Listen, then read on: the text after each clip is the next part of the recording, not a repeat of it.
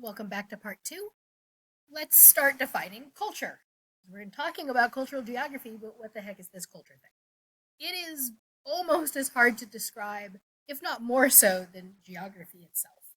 Culture is really difficult to encapsulate. It covers a huge amount. In fact, it is kind of an umbrella term, and it covers a massive range of ideas and objects and parts of our lives. So let's delve into this. For a long time, people have divided culture in kind of a snobby way. High culture, right? That's high class and things like the symphony and going out to fancy dinners, those kinds of things, using grammar properly. And then there's low culture, which is associated with people who don't have as much money. This picture displays the violin versus the fiddle. Right? That's high culture versus low culture. And so there's some gatekeeping that goes on with culture, and we'll have to talk about that. But that's a piece of what makes this such a huge umbrella category. It encapsulates a huge range of experiences, a huge range of views, a huge range of perceptions. There's also the differentiation between popular culture and local or folk culture. Popular culture is in this slide, Dancing with the Stars. That is a piece of culture that is widespread. It is shown over a huge area. It appeals to a wide range of consumers, and it is marketed towards a wide range of people. Local or folk culture, however, is tied to a local or traditional group, like this Thai dancing here. And so they are quite different. Local or folk culture can turn into popular culture sometimes, but often the kind of commercialization that goes with popular culture is seen in opposition to local or folk culture. And we'll get more into these ideas when we talk about popular culture in a few weeks, but I just wanted to start playing with that differentiation between popular culture and then local or folk culture. Again, popular culture, widespread, appeal to a lot of people. Local or folk culture, specific group, traditional, been around a long time, versus kind of the flash in the pan popular culture. So we'll look more at that. But let's define this. Culture is a complex combination of traits, of beliefs, and of values. So it combines a lot here. And all of these things, traits, beliefs, and values, combine together to create the traditions of a group. So it isn't just one person that has a culture, it is a group of people. That group may be huge, it may be millions of people, it may also be a family. Families have different cultures. You eat dinner all together every night, or Friday nights you have pizza and a movie. The kids never sit in the front seat, right? Those kinds of things. A family may have a culture, but a single person is not really thought of as having a culture. And so we've got this combination of things that melds together to create traditions of a group. You can call yourself a culture. You can self-identify with others and create your own. People can also label a group as a culture. And the people being labeled may or may not agree with that. They may or may not want to be lumped into this culture they're being labeled with. So there's both. It can be both a positive and a negative thing.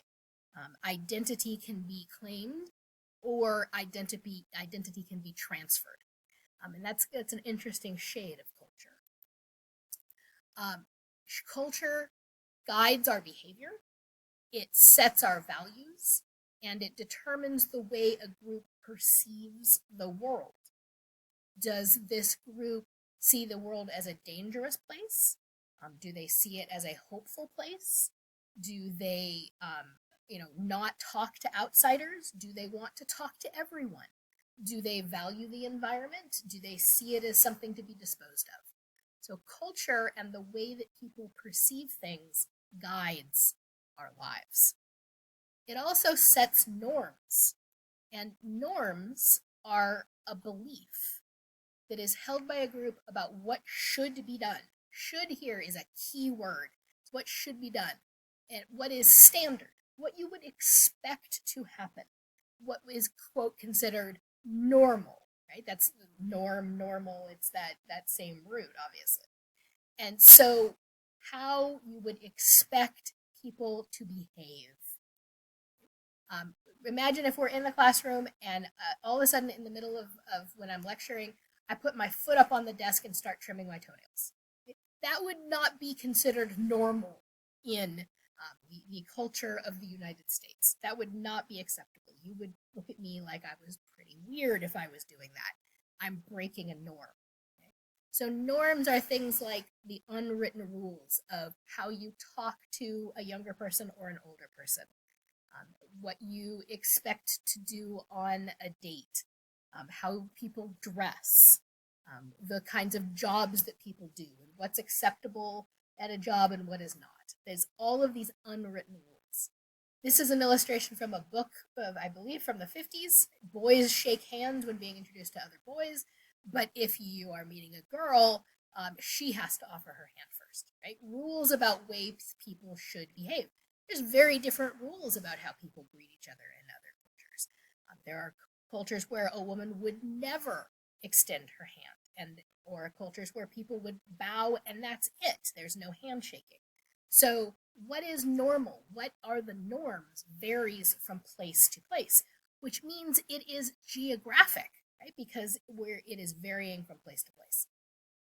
When Kamala Harris was campaigning, the fact that she was wearing tennis shoes instead of high heels was breaking a norm. And that got a lot of press because it was unusual. It was not what was expected.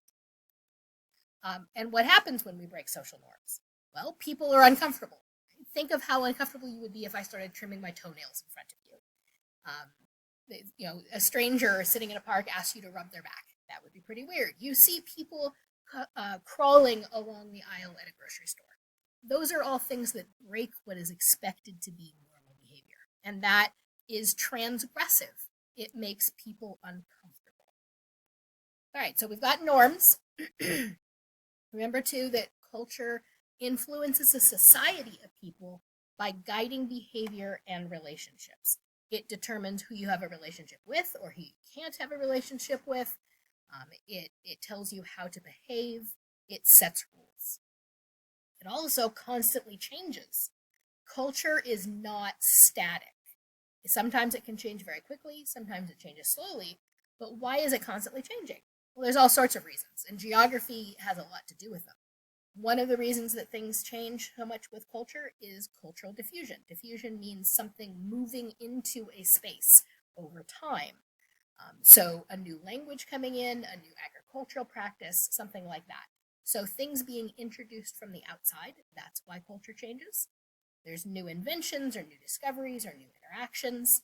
People from different places coming into contact with each other, again, also very geographic. They also change over time with conflict or people questioning these norms and questioning the culture and maybe refusing to do something. So there's a lot of change involved in culture.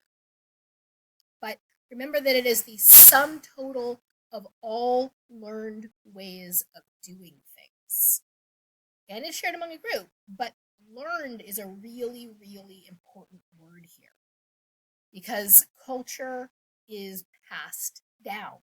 You teach it to your children, whether you are teaching it consciously or unconsciously.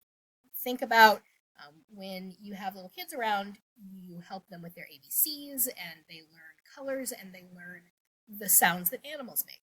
Animals don't make the same sound in every culture. They actually vary. So you are passing that deliberately.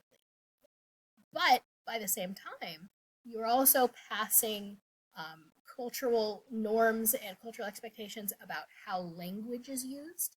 That you don't curse in front of people. How you put words together and how you put sentences together. Manners, how you stand in public. Right? All of those kinds of things that you may not be deliberately teaching a child, that's still culture.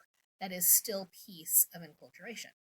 So culture, being learned, stands in opposition with things that are inherited.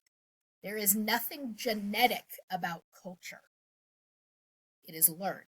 So something like the shape of your pinky, or whether your second toe is longer than your big toe, sometimes this gets called the Celtic toe, that is genetic. That is something that is inherited from your parents. Culture, however, that is not inherited, it is passed on and learned. So let's take a look at this picture, and I would like you to just pause things for a minute and consider and look for things that are genetic, right, that are inherited biologically, and things that are passed on and learned through culture. All right, did you have a minute to pick a couple things? So we have the fact that people have dark hair here. The color of their skin, that is genetic. The fact that men can grow a beard, that is genetic. The fact that we have different haircuts, and the fact that some men aren't wearing a beard and some men are wearing a beard, that is culture. Whether a man who is married wears a beard, for example, that's culture. Whether or not he can physically grow one, that's biology.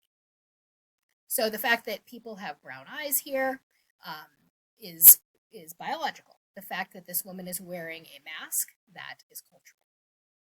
All right, I'm going to pause again, and then we will subdivide culture again.